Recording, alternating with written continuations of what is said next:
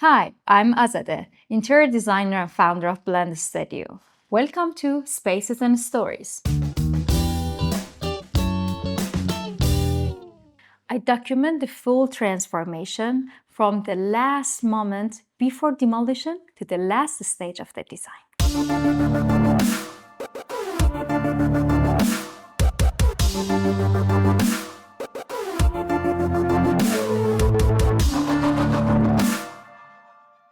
The first episode is about the time just before the demolition. We take time to understand the property and the land.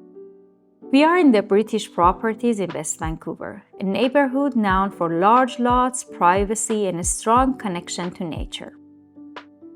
The land here is about 22,000 square feet, which already sets the tone of the project.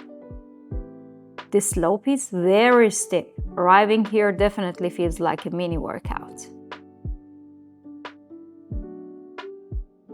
From a design perspective, this elevation gives the house presence, privacy, and a powerful relationship with the landscape.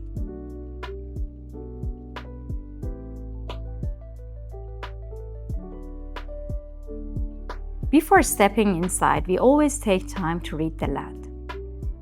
As you move toward the back, the site begins to flatten, and that's a big opportunity. Outdoor spaces here can become a true extension of the home. Dining, lounge, maybe a pool.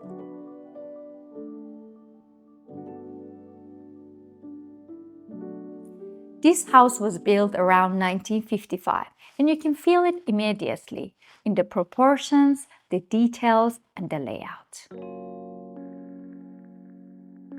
Homes from this era in the British properties often followed ranch-style influences. Long, horizontal lines, clear room divisions, and a relaxed, livable flow. There is openness here, but still a sense of separation. Spaces are connected, yet defined.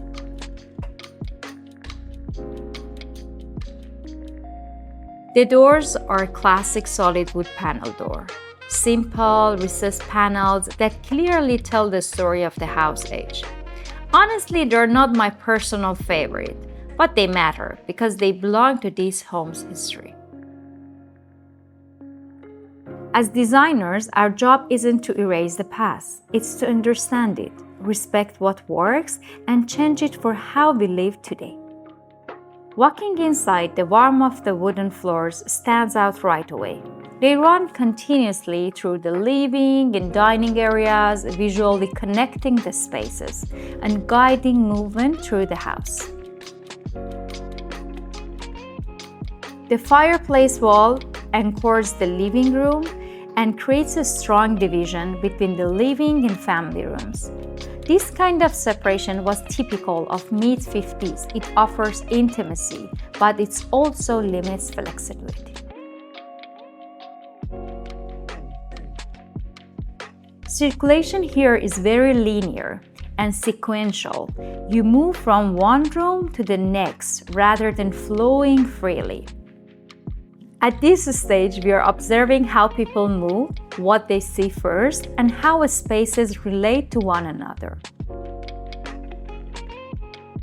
Structurally, the home feels solid, a strong foundation to work with. When redesigning the space, we always ask, how do people gather? How do they relax in this space? Is the current layout and design support these moments?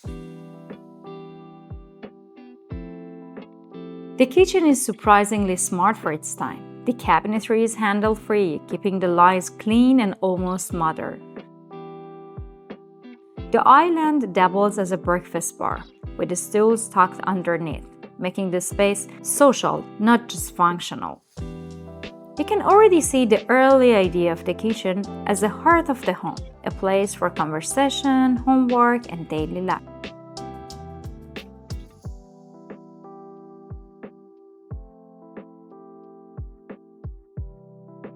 In the bedroom wing, several rooms share a single bathroom. Circulation is narrow, Ceiling heights are lower than what we expect today, and rooms feel more enclosed.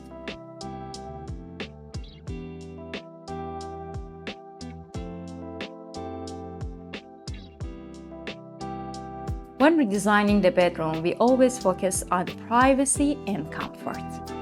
Even the bathrooms carry subtle traces of 1950s. Simple tile layouts, functional planning, and small touches of gold on mixers or towel bars understated elegance.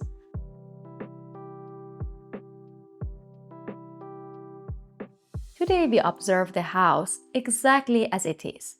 Its character, its challenges, its potential. Before anything is removed or designed, this part is essential. Good design starts with observation.